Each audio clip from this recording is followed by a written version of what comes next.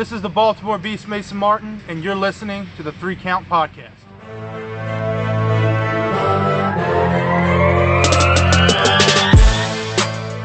Ladies and gentlemen, my name is Chaz Evans, and you are listening to the 3 Count Podcast presents Now Entering the Ring. Let's go down the roster. Introducing first, he is the tag team partner of mine. He is the second in command. He's the man that runs this show because I don't do shit. I don't run shit. I just talk shit. Ladies and gentlemen, let me introduce to you the landlord of the Dog Pound. He is the Red Dog, Cliff Miller. All right. Glasses make me look smart catchphrase. That's it. That's my catchphrase.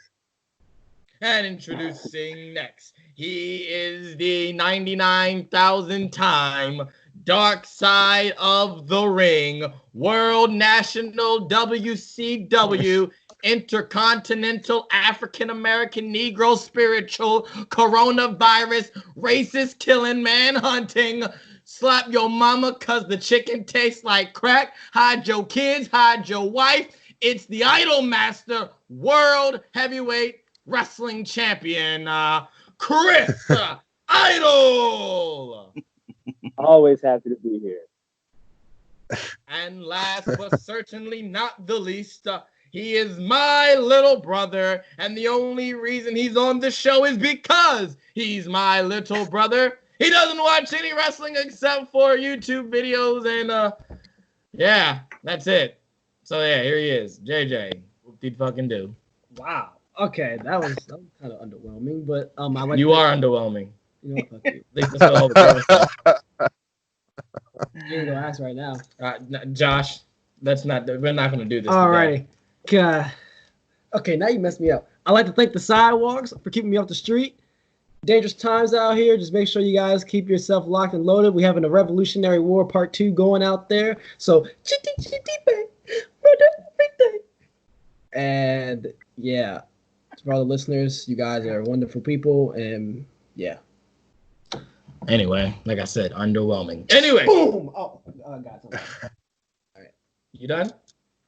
I had to get him. There's no one there. There's no one there. No knock warrants? No one's coming to Middle River, Hawaii. But I thought no one's coming here. Okay? All right. Anyway, this is my show. Shut your mouth. Shut your mouth. Anyway. Ladies and gentlemen, it's time to introduce our guest. You know how we do here on the 3 Count Podcast presents Now Entering the Ring. We have a special guest. We have the Baltimore Beast in the 3 Count War Room. Ladies and gentlemen, we got Mason Martin. Hello. That was a lot. That was a lot to take in. But it was entertaining already. So I like the flow we got going already. So let's keep this energy going. Oh man, that's all the 3 Count Podcast is. Podcast. That's all the 3 Count Podcast is a bunch of energy. So Mason, let me give you the rundown. So we all got 3 questions for you. We're going to pick the brain of the Baltimore Beast. And then after that, we got the 10 count questions. So the 10 count questions is this. It's 10 questions, and it's the first answer that comes to your head. Okay? Trust me, you can't fail. It's the only 10 multiple choice question test that you can't fail because anything that pops in your mind is a valid answer. So, all right. Awesome. Sounds so, good. Let's get started. I'll start with the first question. I asked everybody this when they first come on, and how did you get into wrestling? So I started training when I was 14. I got into training, got into wrestling. I went to a local independent show and I saw my trainer perform. Long story short, we traded contact information. I graduated from 8th grade to high school, and I took all my money from the little party you do after that happens, and I put it towards training. So 14, I started training. That's how I got into wrestling, and then just from there, it snowballed into what it is now. And if you're asking like how I started to like wrestling and watch wrestling, that pretty much happened so far, like so long ago. I don't really remember a specific age. Like I always remember just being glued to the screen whenever wrestling was on, and I knew from the very first time I saw it, which was so long ago I can't even tell you when, that like I wanted to do that. So as soon as the opportunity presented itself, I jumped on it, and it happened to be when I was 14 years old. Oh, wow. Yeah. So my next question is, who has been an inspiration for you so far in your career? Inspiration. So I do two styles of wrestling. I do regular wrestling, which is like, TV style wrestling, stuff like that. And then I do deathmatch wrestling. So I have two inspirations on, because they both influenced each style that I do. Um, as far as regular wrestling, like, WWE style, stuff like that, like I'm young, so like I wasn't growing up watching Vader, but like when I was old enough to know who he was and be able to watch him full time, like through YouTube and then network and stuff like that, Vader is a big inspiration. Just the way he moved for how big he was, and everybody was scared of him, like in and out of the ring. Like he was like just intimidating, and I always wanted that aura when I got into wrestling, like like just the aura of someone. You don't fuck with him, you know what I mean? Like you just don't. Right. Um, so Vader inspired my regular in ring work, as well as the way I conduct myself in and out of the ring. I always try to be nice and helpful, but I also want to be known as like don't mess with him. Like I wanted that, so he inspired me to conduct myself a certain way in and out of the ring. And I think if you conduct yourself one way in the ring, it kind of just transfers to outside of the ring. So if you're known for like whooping ass in the ring, a lot of people just assume you're a badass. And like I like to uphold the image. Unless we're friends, like if we're friends and we talk on a personal level, everybody knows I'm not the same person as I am in the ring. But to like fans and just outsiders, I want them to think what I do in the ring is real. And Vader was very on top of that way of doing things, and he was Vader all the time unless you were his friend. And like he kept it kayfabe, to put it real simply, if everybody knows what that is. He kept that aura about himself. And then as far as the deathmatch inspiration, I would say Matt Tremont. He was another big dude. Every match, no matter if there was 10 people or 310 people in the crowd or thousands of people, like it didn't matter how many people were there watching. He gave his everything, no matter what, no matter where he was, no matter what state, no matter how many people.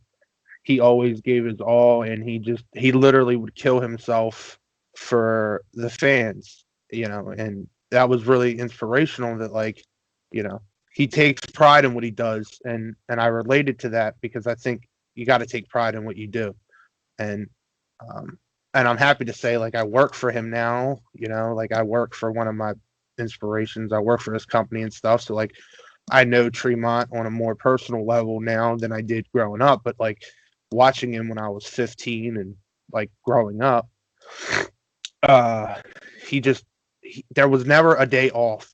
Like when he wrestled, there was never, all right, we're gonna be light about it, or we're gonna milk stuff. Like no, he went out there and he busted his ass every single match, um and it just stuck out, and it really caught my eye. So that's my inspiration as far as deathmatch wrestling goes. So Vader and Matt Tremont are my two biggest ones.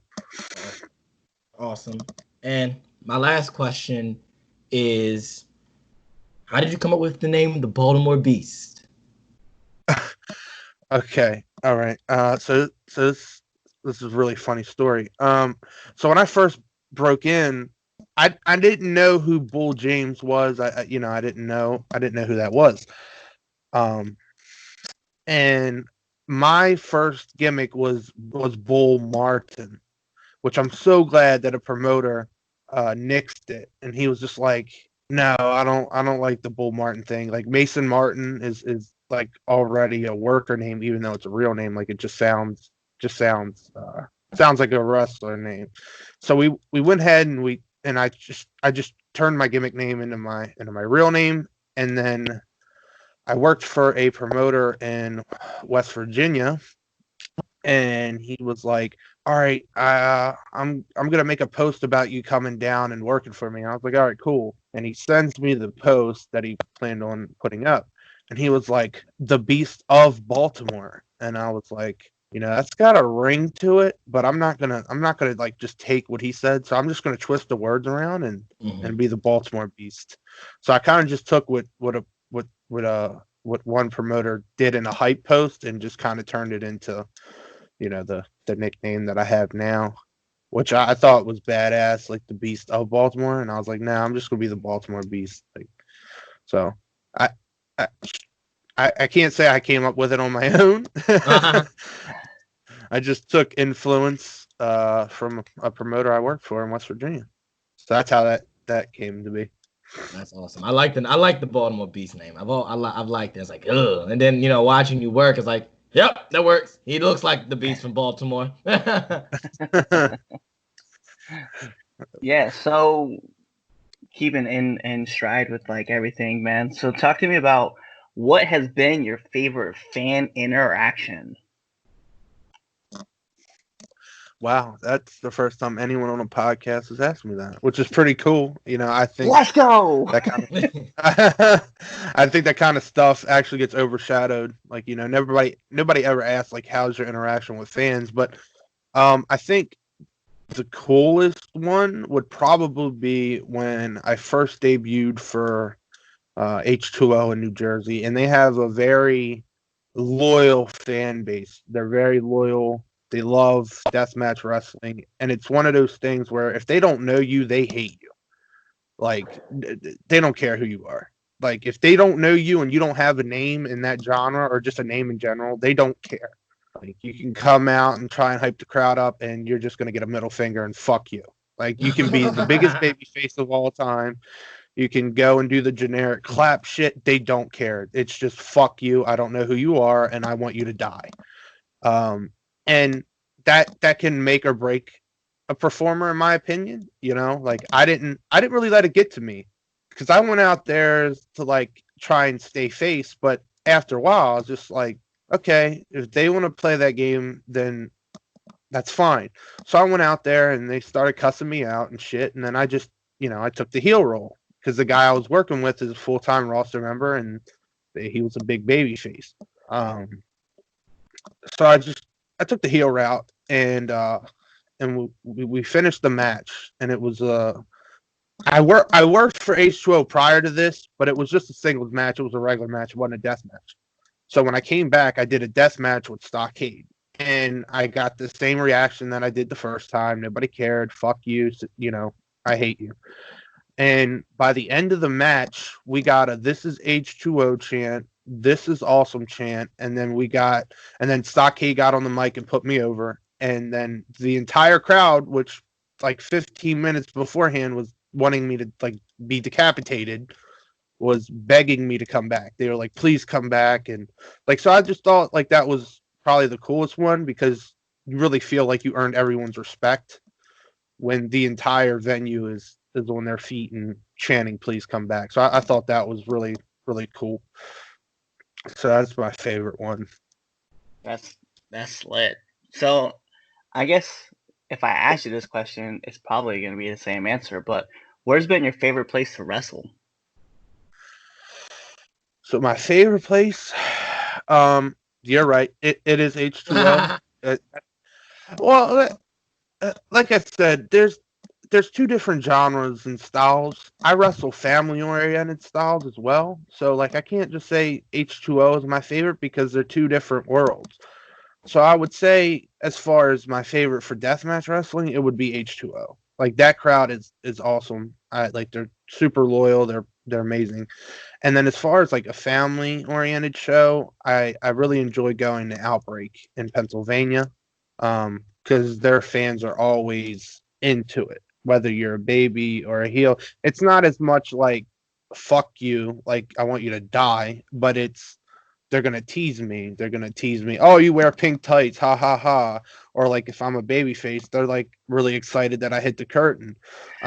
So they're really into it as far as like the family oriented style. They're really into it. You know, the kids, the moms and dads. And then you transfer into the deathmatch world where it's literally just adults in the venue. And it they're just rabid, like they're crazy. And it's awesome to have that kind of crowd. You know, like they react. You got to impress them for them to react. They don't react on bullshit, but when they do, man, like it's amazing. Like you could feel the fucking building shake when they go nuts. So I would say Outbreak and H2O are my two favorites. And then my last question for you: what has been your favorite death match? My favorite one, um, I mean, I've done about 5 because I'm relatively new getting into it. But the very first one I did was it wasn't for like the pay-per-view, because I've done pay-per-views for H2O and stuff since then, but it was just like a last second show. Like I think a promotion canceled that was renting H2O's venue, so they were like, to make up for the money, they're gonna just throw something together, and it was called Mystery Violence Theater. And the whole gimmick of the show was the fans didn't know who was wrestling who. They knew the wrestlers on the card, but they didn't know who was going to wrestle who and what type of match. And that night, I ended up wrestling Stockade in a Devil's Den match, and that was probably my favorite one. Not only because like I tested myself and I realized, I like this, like, I can do this. This isn't just something I watch on TV and want to replicate. This is something I can be good at. And yeah, and I got to work Stockade, and the match came out really good. And then it kind of snowballed. I went from being uh a kind of guy who just gets the call when they need extra body to like I'm full-time roster now. And since then I've wrestled on their pay-per-view shows, their IWTV streams, and all kinds of stuff like that they do. So that was probably my favorite one because it snowballed everything, and then it showed everybody like I cared about what I was doing. I was serious about it. Yeah, so the very first one I did was probably my favorite one. Awesome. All right, Mason. So my first question for you: what's the hardest you've ever been hit inside the wrestling ring? Hardest I've ever been hit. Okay. So to go back to H2O, I know that's like the biggest topic of discussion, but I was working Stockade and a bunch of other people in a gauntlet. So I came out hot. I was the last guy to come out for the gauntlet. So I came out hot, talking my shit, and Stockade was in the ring. He just steamrolled 3 other people. So I knew when I got in, we were just going to have to hit each other hard. We couldn't. It wouldn't make sense to get in and lock up. So I got in and I threw a really hard strike, and Stockade came back and like caught me so hard in the neck and the ear. Like I didn't think he did it on purpose. He definitely didn't do it on purpose, but it was just, we both were in the moment. The crowd was going crazy, so we were just caught in the moment. And he came in, and I gave him a mean strike, and he gave me one, and he popped the shit out of my ear on that one. So that was probably the hardest I've ever been hit. So yeah.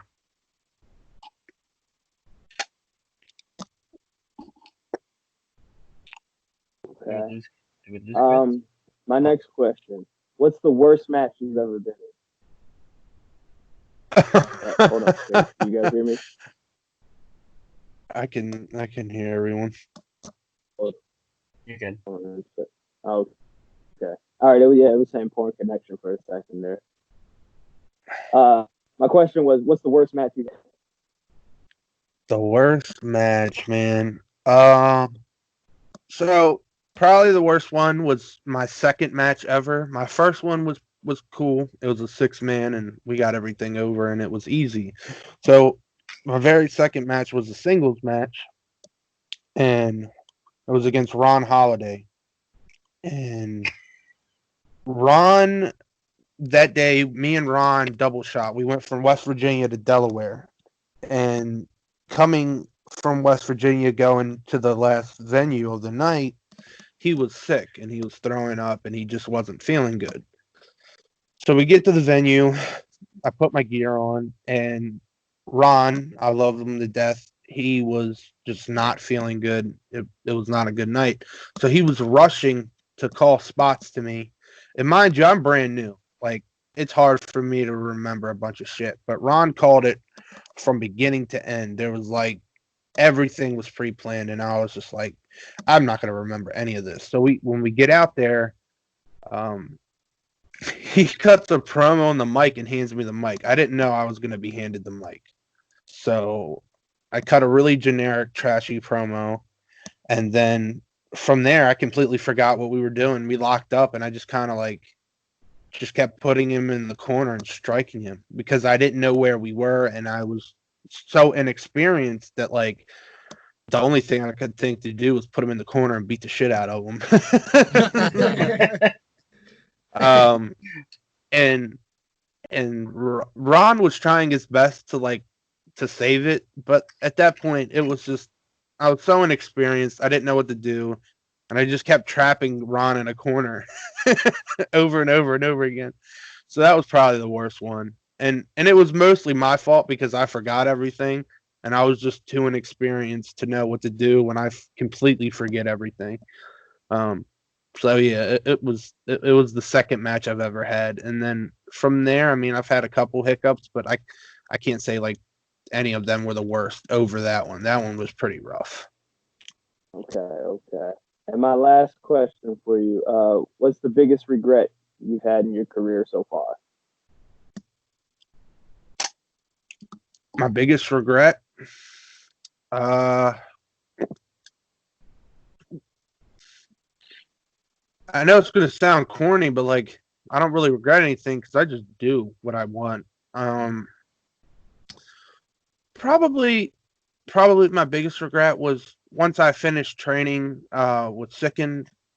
I didn't have my license until December of last year, so I really put that off a long time. I think that's my biggest regret.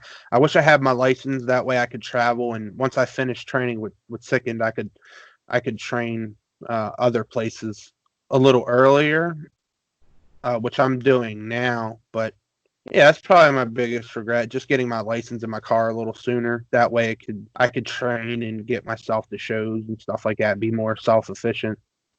Yeah, so that's probably my biggest regret. So that's a regret in life and a professional aspect in wrestling as well. Alrighty. Alrighty, I guess it's my turn. So, my first question for you would be, do you prefer being a heel or a face, and why? I like to be the heel.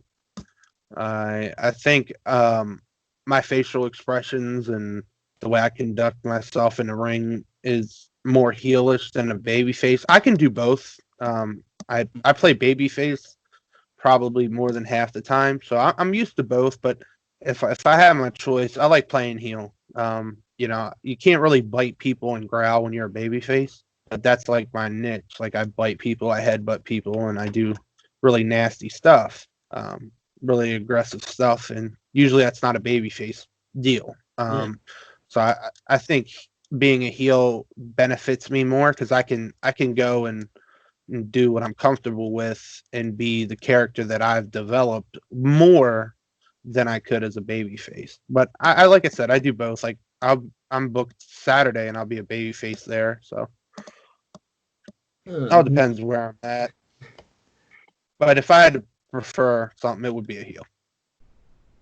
Coolio. My next question would be, what is the worst Actually, no. Scratch that.